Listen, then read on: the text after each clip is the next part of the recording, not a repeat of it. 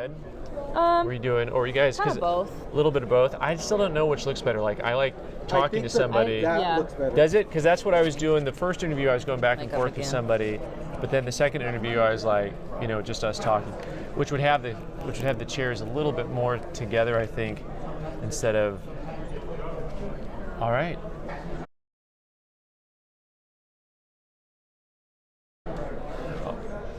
Hi, Kerry. Hi, Ben. How are you? I'm doing great. How are you doing? Good. I'm with Kerry from Stax Bowers, and Kerry, you have a very special job at Stax Bowers. What do you do?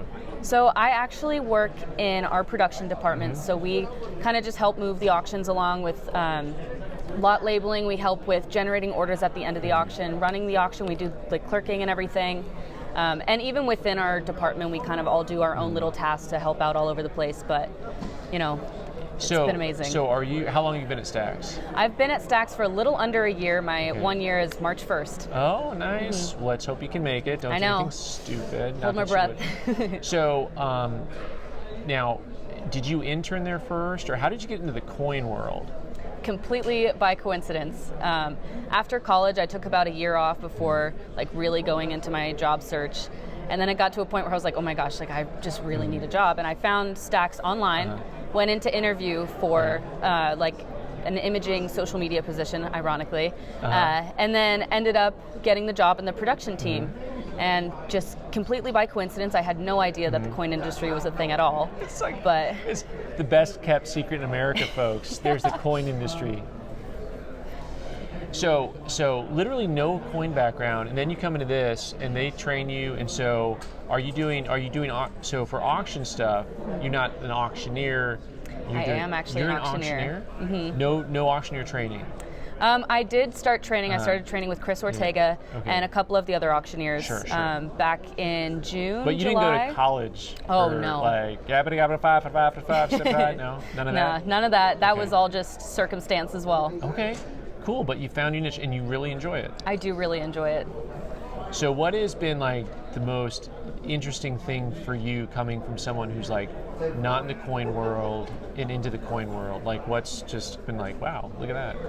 So I love history, big history nerd, and I think a lot of that kind of comes from my parents, but coming into the coin world and finding out that a lot of the reasons that collectors collect these things is because of the history that's behind them. So I think that's been really neat to kind of talk to other people around the office and the numismatists and say, why is this coin worth so much money? It's just crazy to me to see the numbers. But then hearing the story and where it's from, the time periods as well, that's been just fascinating. What is your reaction to just coin people? The people you work with, but then there's the people you end up interacting with, at shows and stuff. Tell me, what do you think of the coin people? The coin people. So I'll start with the Stax people, and I'm a little bit biased because I've been there. Love the Stax I'll give you my people. point. Go ahead, you first. So just the people at Stax, they're just the most honest, down to earth. They're just the funniest people ever.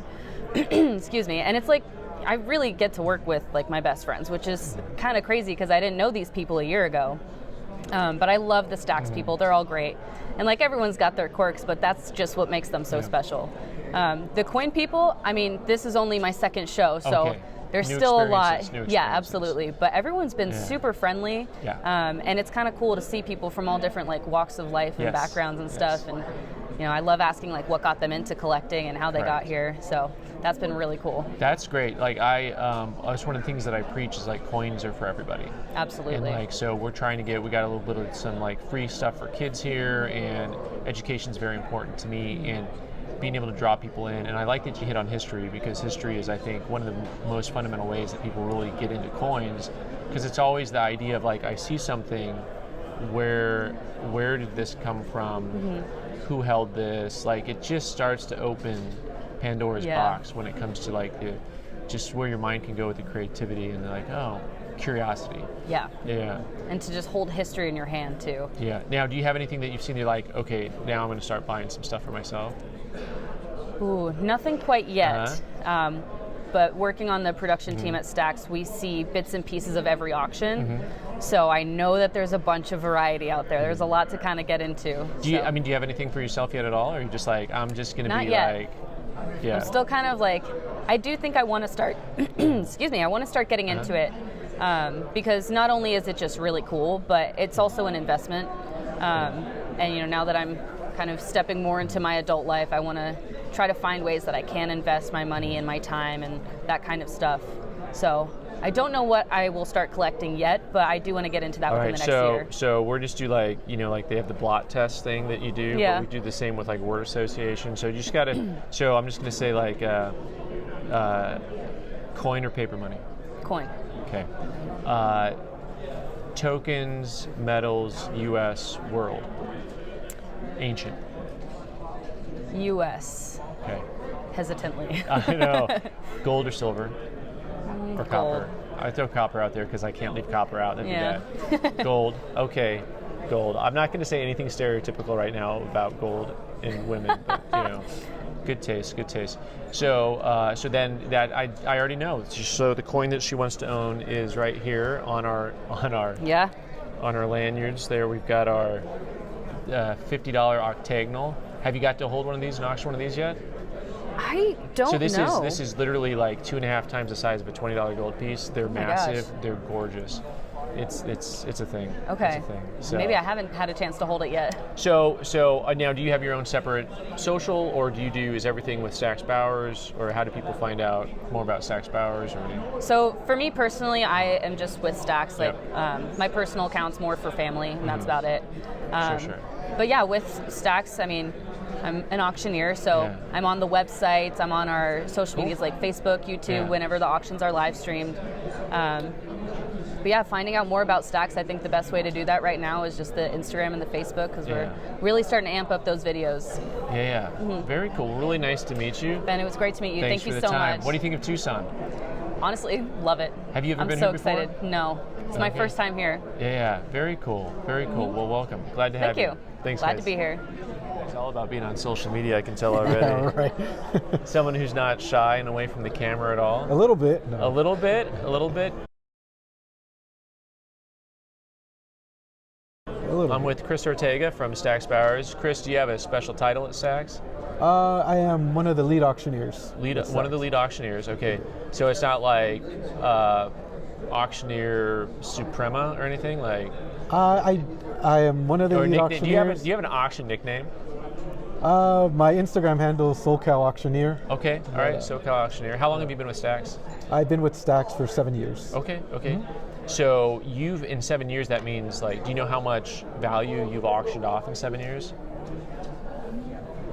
A lot. I was trying to think of a number off the top of my head, but it's hard. I know. $1 billion.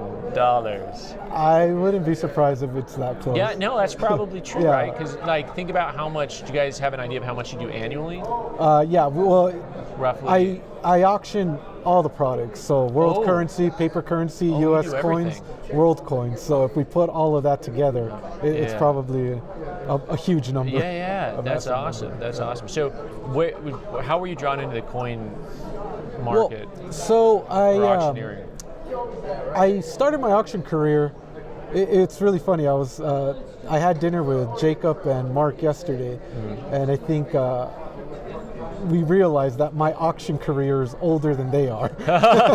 There's some young guys here, which is great. What's is fun about all the shows? I'm really enjoying all the youth movement. The guys coming in. Yeah, for sure. So this July will be 21 years. I started as a liquidator, but 7 years ago I came in with Stax. I did have somewhat of some coin knowledge, but it was mostly on the silver and gold bullion side. Okay. Not so much focused on the numismatic side. Yeah. So you must really enjoy auctioning. I do. Right? Is there a level of like excitement that's involved with an auction? Oh, definitely. Can you feel like a buzz in the room for like on certain auctions? Is there like a little bit more? Certain collections do generate that buzz and that excitement. And a year ago today we did one of the Anthony Tarasca sales in New York. And what was that? Was that the stuff that was in the old wood box? Or yeah. No, it was it was world coins. It was ducats. and the room was packed out, and That's you know, every time, you know, each coin would get to 100,000, everyone was pulling out their phones to record, and then at the last second, another bid would come in. So I know the people that were really excited to see the duck itself. That's cool. Do you have a favorite like auction memory from auctioning stuff off? Or? My most recent memory would probably be the Jay Johnson collection. The Pat Johnson collection. It was a massive collection of Latin American coins, from royals to cobs to you know, reales, escudos from all over Latin America. So that's cool. I would say like it took 3 installments to completely do that collection, and I was fortunate enough to be the lead auctioneer for all 3. That's really cool. So do you have stuff that you collect for yourself then, or keep a few things? I am putting together a Mexican type set, Spanish colonial. Okay. You know, so welcome to Tucson. Thank you. How's like, have you looked around here a little bit? I did. I did look around, and I was 1 minute too late. The coin I was eyeing was sold. The one that got away. One that got away. Always the bridesmaid, never the bride. Exactly.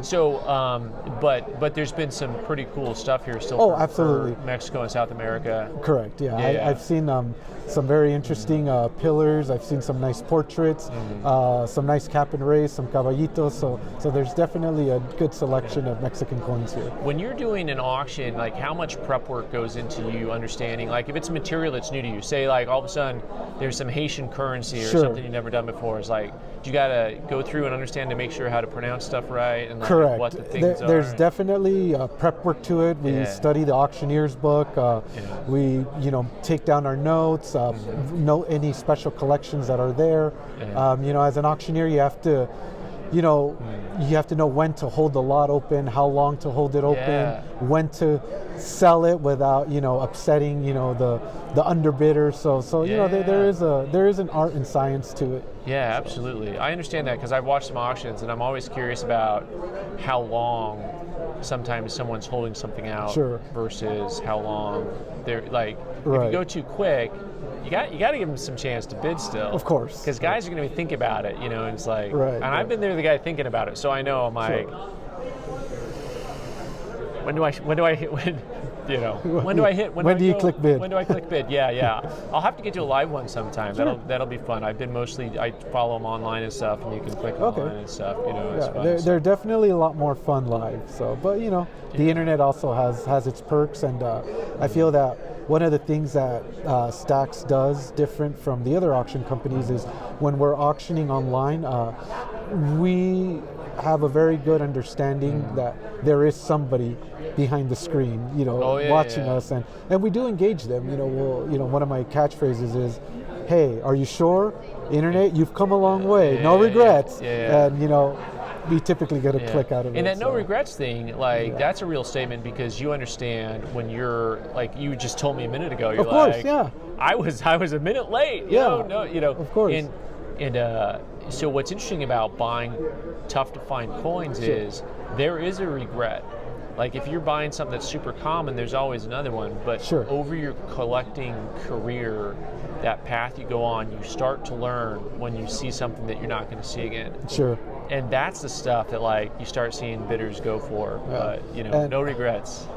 Speaking of regrets, the coin that I missed out on, that would have completed my Spanish colonial portrait set. Oh, is that right? So that's the one coin I need to complete the portraits and then move on to the pillars. Yeah. So are you guys allowed to bid on stuff in auctions? Do you have to put in like a sealed bid ahead of time of because it's you want to be able to participate, like you're a collector a little bit, right? So are you guys allowed to put in like a sealed bid ahead of time of I'm typically like if there is something that I am interested in at auction, I'll make sure to run it through management and say, hey, I am interested in this. Yeah, that makes sense. I always get outbid. I know the pain. I think I think I maybe have won one coin out of our auction. I typically get outbid, but fortunately most of my collection has come through a network of dealers. Mexican Coin Company. They're here today. Different dealers that I've dealt with. So they're typically they're you know, they kind of know what I'm looking for and what I'm trying to put together. So exactly right. they'll give me a call and they'll say, hey, I have this.